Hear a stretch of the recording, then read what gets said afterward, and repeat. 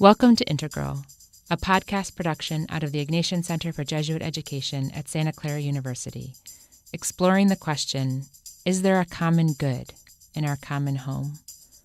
I'm Teresa Ladrigan-Welpley, the director of the Bannan Institutes in the Ignatian Center, and your host for this podcast. We're coming to you from Vary Hall on the campus of Santa Clara in the heart of Silicon Valley, California.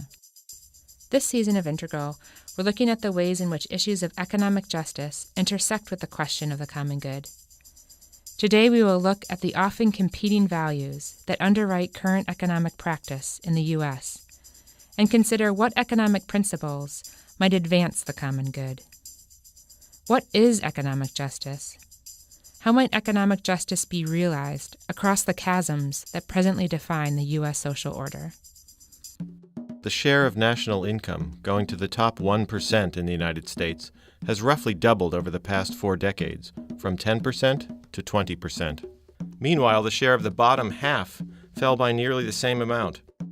The gap between rich and poor in the United States has returned to a level not seen since the Great Depression of the 1930s. U.S. social mobility is actually much lower, both today and in the past, than most other developed countries. So if you take a country like Denmark, for instance, or Canada, children from low-income backgrounds have twice the chance of going from the bottom to the top in those countries as they do in the U.S. To unpack these questions, we're joined today by Bill Sundstrom, professor in the economics department at Santa Clara University and Bannan Faculty Fellow in the Ignatian Center. Professor Sundstrom has taught a wide range of courses in economics, most recently in the areas of data analysis and econometrics, environmental economics, and the economics of race, ethnicity, and gender. His present research looks at the causes and consequences of poverty and income inequality in the Silicon Valley region, as well as relevant policy responses. Welcome, Bill. Thank you, Teresa. Since the financial crisis of 2008, questions of economic justice have come to the forefront of American political discourse. But exactly what economic justice entails is highly contested. The divisions in popular conceptions of justice were nowhere more evident than in the 2016 presidential election, in which Donald Trump was able to rally, some would say exploit, voters with deep uncertainties and resentments about their economic status for a surprising populist electoral victory. Of course, Trump's uneasy coalition tapped a variety of sources, including traditional, pro-business, and evangelical flavors of conservatism, anxieties about terrorism and national security, and currents of racism and xenophobia. But in the spirit of searching for the common good, in this podcast, I want to take seriously the legitimate questions of economic justice that have animated voters and political activists across the political spectrum. My starting point is a pluralistic conception of economic justice based on a set of motivating values or principles that are widely shared in U.S. society, but often contested, and sometimes in conflict with one another. What does a conception of justice based on these values look like? And can we operationalize these concerns in evaluating our economy's performance and economic policy? There are many candidates for principles of economic justice, but for present purposes, I will stick to 3 core values that I believe are particularly salient in recent public discourse: security, desert, and procedural fairness. In each case, I ask what those principles might imply about economic policy and performance, and how the actual performance of the U.S. economy stacks up. I focus here on these 3 principles, not because they're the only or even the most important principles that motivate economic justice concerns. A complete list, I would argue, ought to include such values as compassion, the avoidance of suffering, and communitarianism, the shared responsibility for the thriving of all members of the community. I downplay those concerns here not because they are unimportant, but rather because they point pretty directly toward the objective of greater egalitarianism, and by that standard, the United States has been doing rather poorly. Instead, I examine the implications of principles that are widely held but often thought to be independent of, or even run counter to, egalitarian goals. A good example is the idea of basing economic rewards on desert or merit rather than need or equal outcomes. I contend that a careful exploration of the notion of desert, coupled with what we know about how economic outcomes are determined, actually points toward ambitious policies to mitigate income inequality and poverty. In sum, There are values widely shared across the American political spectrum that can provide common ground for policies to address economic inequality. To contextualize the discussion, let me start with a quick review of recent trends in economic inequality in the United States. Over the past decade or so, our understanding of the evolution of income and wealth inequality in the United States and other countries has advanced dramatically, thanks to the work of economists exploring massive amounts of data over many years. Recent research by Thomas Piketty and others has shown that the share of national income going to the top 1% in the United States has roughly doubled over the past 4 decades, from 10% to 20%. Meanwhile, the share of the bottom half fell by nearly the same amount, from 20% to under 13%. The gap between rich and poor in the United States has returned to a level not seen since the Great Depression of the 1930s. The inequality of wealth holdings has followed a similar trajectory, but is even more concentrated at the very top. In fact, more than 20% of the nation's wealth is owned by the top 1/1000th of families. In some countries, rising inequality has been accompanied by robust economic growth, lifting almost everyone's standard of living. China is the most prominent recent example. While it is true that the U.S. economy has also experienced growth over recent decades, the pace of growth has been modest, and the lion's share of the increase in income has gone to the very top. In terms of purchasing power, wages for the typical U.S. worker have been nearly stagnant since the 1980s. The Silicon Valley region, paragon of high-tech economic growth, has not been immune to these trends. Here, earnings gains for the poor have been offset by the extraordinarily high cost of living, especially housing. When the cost of living is taken into account, Silicon Valley's poverty rate actually exceeds the national average, with 1 in 6 residents living below a very modest poverty threshold. Inequality trends have evoked responses on the political left and across academia. Perspectives ranging from utilitarianism to the social contract theory of John Rawls to Catholic social teaching's preferential option for the poor all provide powerful justifications for greater egalitarianism and radical redistribution of income. These views may be disparate in their underlying motivations, but by different routes they all reach the conclusion that in a just society all its members, in particular those least well off, should have the resources they need to thrive.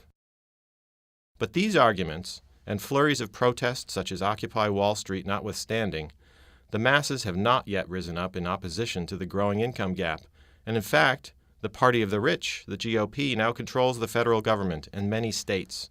What happened?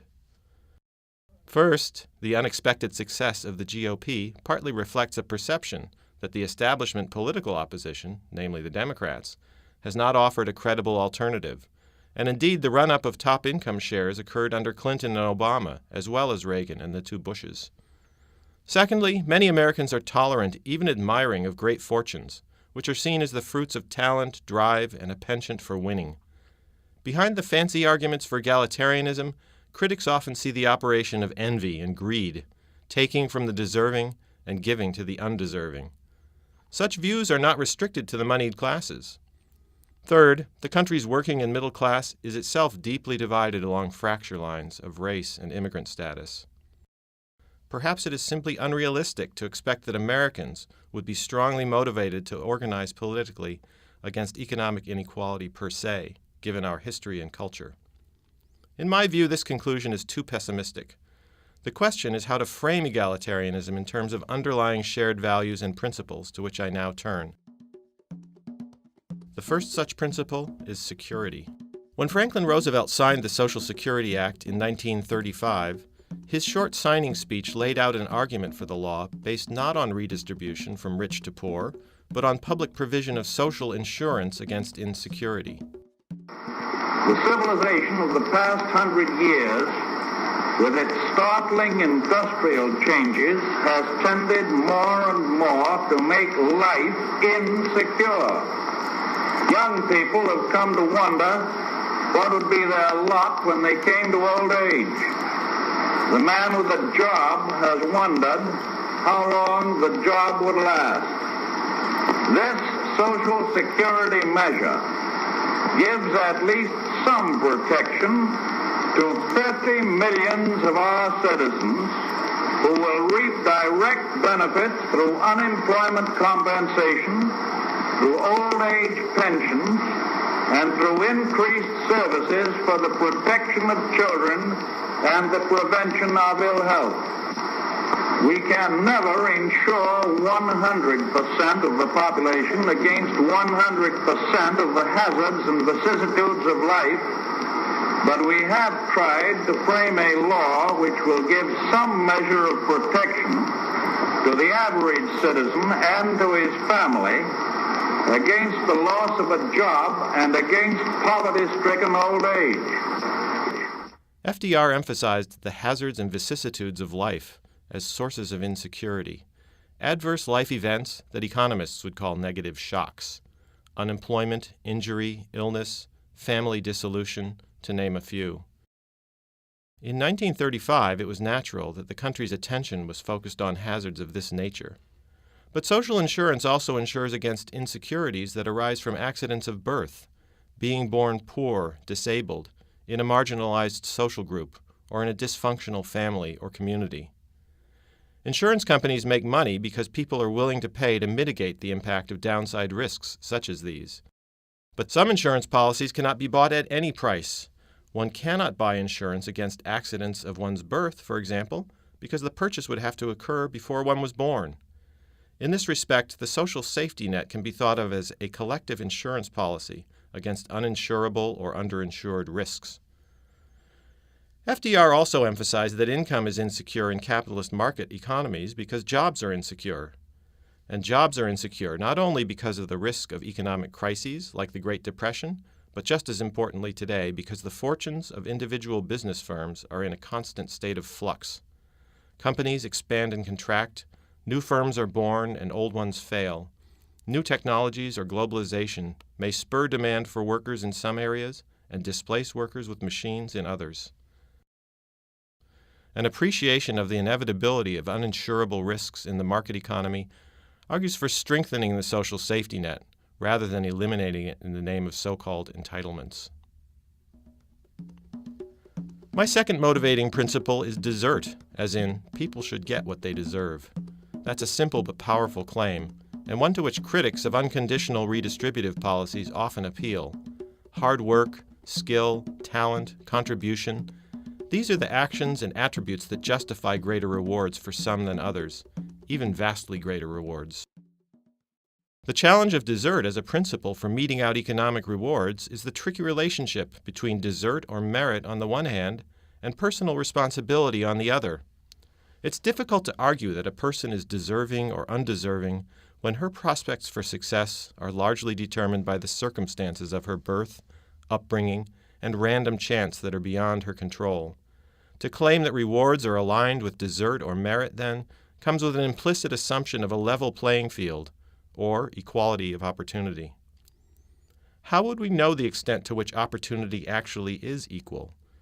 As a necessary but not sufficient condition, in the presence of truly equal opportunity, the life chances of a child would be independent of the circumstances of her birth.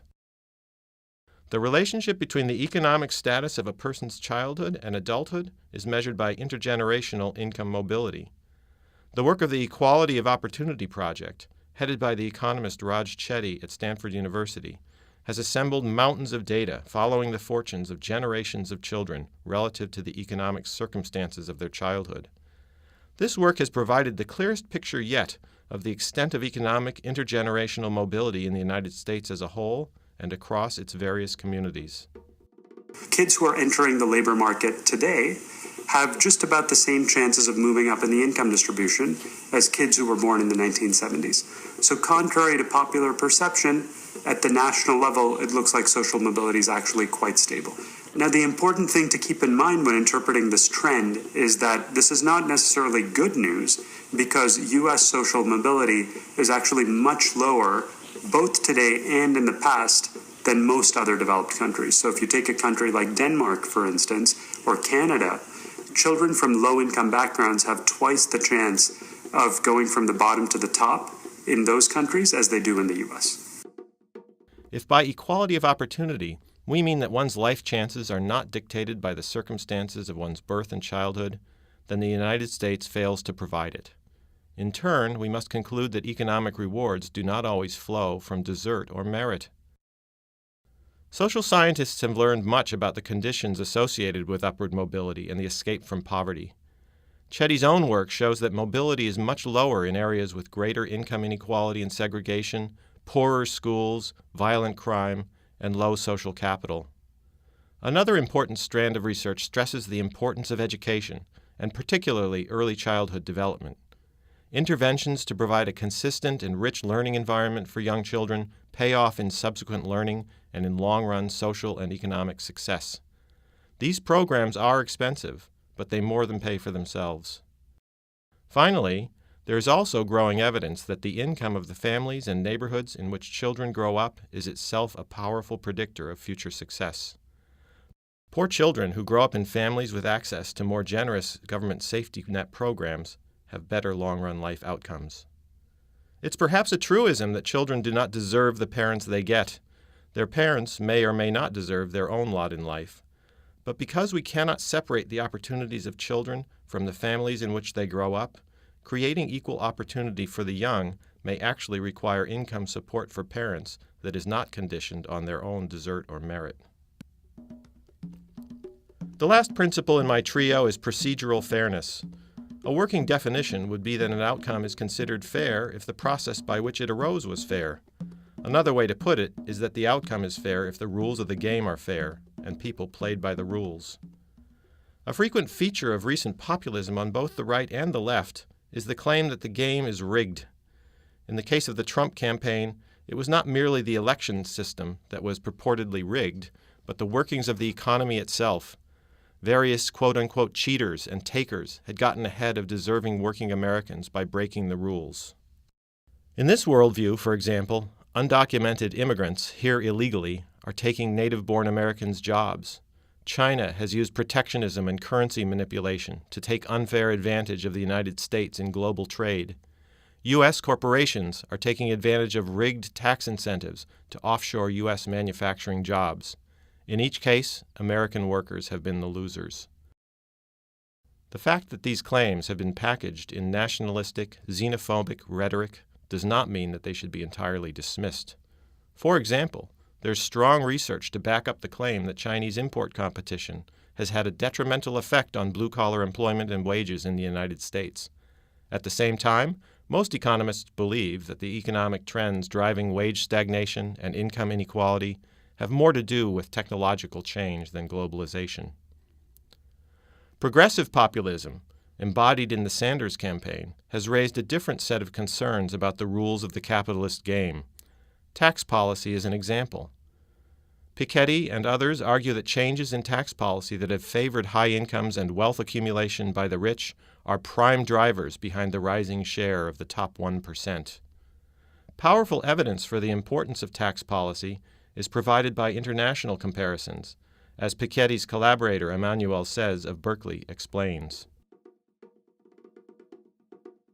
This big increase in income concentration cannot be driven solely by changes in technologies or globalization that perhaps would have favored top talent and hence rewarded those at the top of the distribution. And the reason for that is this increase has not taken place in all countries. And France, Japan, and other European countries have also gone through the same technological transformation as the US. The countries that have experienced large increases in income concentration, such as the United States or the United Kingdom, are precisely the countries that cut their top tax rate the most. In contrast, countries such as France or Japan or Scandinavian countries, which didn't cut nearly as much their top tax rates, haven't seen that increase in income concentration. In addition to securing cuts in top tax rates, wealthy Americans have successfully lobbied for laws and regulations that enhance their ability to extract monopoly profits from the economy, a process known as rent-seeking. This dynamic threatens to become a vicious circle of increasingly concentrated political and economic power, creating, in a word, a plutocracy. Reforming the rules of modern capitalism to reverse these trends presents opportunities for finding common ground across the spectrum of populist politics. In this podcast, I've argued that a progressive, redistributive conception of economic justice finds support in several common-sense ethical principles: security, desert, and procedural fairness. Insuring people against insecurity of life chances and the vicissitudes of the modern economy argues for a robust social safety net. Rewarding people according to their desert or merit is only defensible if the economic playing field is reasonably level, and a level playing field requires, at a minimum, providing each child with adequate economic and educational resources. Procedural fairness argues for ensuring that the legal and political systems do not stack the decks in favor of rents and rent-seeking behavior. As my Bannan project moves forward, I plan to help students assess the extent of economic injustice in the context of the Silicon Valley community and to study policy responses at the local, state, and national levels that facilitate values and principles that further the common good. Thanks for listening to Integral, a Bannan Institute podcast of the Ignatian Center for Jesuit Education at Santa Clara University. Special thanks to Professor Bill Sundstrom for his contribution to today's episode. Coming up next week is Srila Sakar, Assistant Professor in the Communication Department at Santa Clara, who will look at the question of the digital divide. Does access to technology bring about a leveling of economic and social hierarchies and the advancement of the common good? Technical direction for Integral was provided by Craig Gower and Fern Silva. Our production manager is Kaylee Erickson. Thanks to Mike Whalen for advisory and editorial support. You can find us on the web at scu.edu/integral or subscribe via iTunes, SoundCloud, Stitcher, or Podbean. I'm Teresa Ladrigan-Welpley, and this is Integral.